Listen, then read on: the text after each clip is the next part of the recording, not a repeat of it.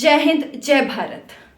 हमारे देश में सैनिकों से रिलेटेड, जवानों से रिलेटेड इस तरीके की खबरें दिन ब दिन सामने आती चली जा रही हैं कि कई बार शर्मिंदा तक होना पड़ता है। और इस बार इस तरीके की खबर सामने आई है जो कि मैं नहीं, आप लोग उस खबर को सुनने के बाद जज करेंगे। आप लोग कमेंट सेक्शन में ज़रूर बताएंगे कि आप लोगों को वो खबर ठीक लगी है या नहीं, आप लोगों के क्या विचार है उस बारे में। तो खबर क्या है कि जो महिला लेफ्टिनेंट कर्नल ने साथी अफसर पर रेप का आरोप लगाया और वाराणसी जो कमिश्नर है वहां के, उनसे शिकायत दर्ज कराई है और 80 लाख रुपए का दहेज का आरोप लगाया कि उन्होंने महिला लेफ्टिनेंट अधिकारी से 80 लाख का दहेज तक मांगा गया है।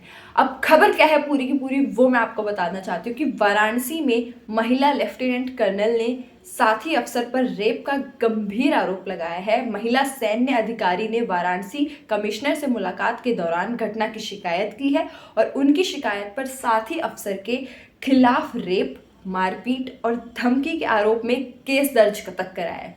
इस तरीके की अब खबरें सामने आ रही हैं और पुलिस ने मामले की जांच भी शुरू कर दी है। और वाराणसी में जो हुआ क्या था एक्चुअली में, ये तो केस दर्ज हो गया कि महिला लेफ्टिनेंट अधिकारी ने इस तरीके का केस दर्ज करा है, क्योंकि ये छोटी मोटी बात नहीं है। इस तरीके की खबर सीना से सामने आना बहुत ही बड़ा मुद्दा ये बन जाता है। अब देखा आगे जाएगा कि सरकार और जो लोकल पुलिस है या फिर जहाँ तक भी ये बात अब उठती है, उनका इस चीज़ के ऊपर क्या एक्शन होने वाला है। और लेह में उनकी तैनाती हुई थी, जो महिला लेफ्टिनेंट है, जिन्होंने अधिकारी हैं, जो उन्होंने जो आरोप लगाया है, उनकी जो तैनाती हुई थी वो लेह में हुई थी, लेह लद्दाख यानी जो लेह में हुई थी। और उनके साथी पर कहा है, ये आरोप लगाते हुए कहा है कि उन्हें पहले वाराणसी बुलाकर पहले घर और फिर होटल में रेप किया गया।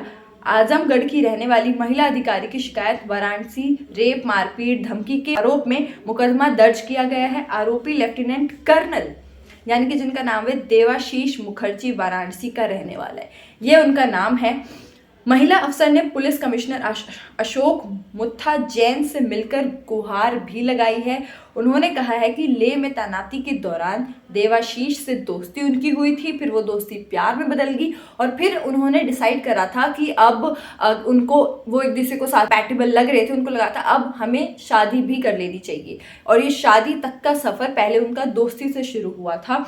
उन्होंने बताया उन्हें शादी का प्रस्ताव दिया था और जो कि वो पसंद करती थी, इसलिए उन्होंने स्वीकार कर लिया। जो महिला अधिकारी थी उन्होंने स्वीकार कर लिया और उन्होंने फिर उनको वाराणसी बुलाया और ज़बरदस्ती अप्राकृतिक यानी कि अननेचुरल तरीके से उनके साथ संबंध बनाने की कोशिश करी गई है। मंदिर में शादी भी की, लेकिन बाद में आरोपी की मां ने 80 लाख रुपए दहेज देने की मांग शुरू कर दी और कहा है क्योंकि उनके साथ इस तरीके की बदसलूकी हुई है और उनके साथ अननेचुरल तरीके से संबंध बनाने की कोशिश की गई है, पहले घर में भी और फिर होटल में भी। और इसको लेकर मामला बहुत ज़्यादा गर्म हो चुका है। आगे किस तरीके से क्या होगा ये हम नहीं जानते हैं। आप लोगों की क्या सोच है अभी कमेंट्स में ज़रूर बता दीजिएगा और वीडियो शेयर ज़रूर कर दीजिएगा। और यूपी के आजमगढ़ की रहने वाली महिला लेफ्टिनेंट कर्नल ने अपने साथी अफसर पर इस तरीके का आरोप लगाया है और शादी का हवाला देकर जो इस तरीके से उनके साथ ज़बरदस्ती के संबंध बनाए गए हैं। तो महिला अधिकारी ने कहा है कि घटना के अगले ही दिन आरोपी की मां दहेज मांगने लगी और महिला अधिकारी जो महिला लेफ्टिनेंट अधिकारी, उन्होंने कहा है कि ये घटना जिस दिन हुई है उसके अगले ही दिन जिन्होंने उसके ऊपर केस लगाया है, उनकी माँ 80 लाख रुपए का दहेज मांगने लगी। और छोटी मोटी रकम नहीं होती है 80 लाख रुपए। और महिला अफसर ने ये भी बताया है कि अगले और फिर उसके बाद बारात का खर्चा उठाने की भी बात कही कि आप लोग ही अब बारात का खर्चा भी उठाएंगे। महिला अफसर ने इससे इनकार किया तो दोनों के साथ हाथापाई तक हुई है। पुलिस ने शिकायत की बात कही तो माफ़ी मांगकर मामले को रफा दफा कर दिया गया है।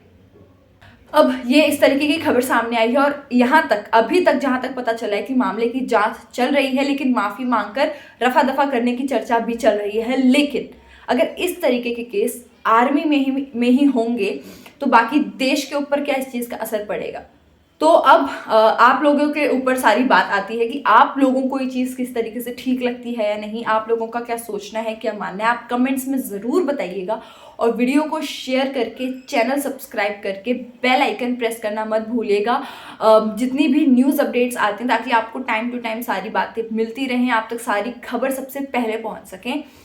तो मैं हूं साक्षी, CCN News 24 से। धन्यवाद।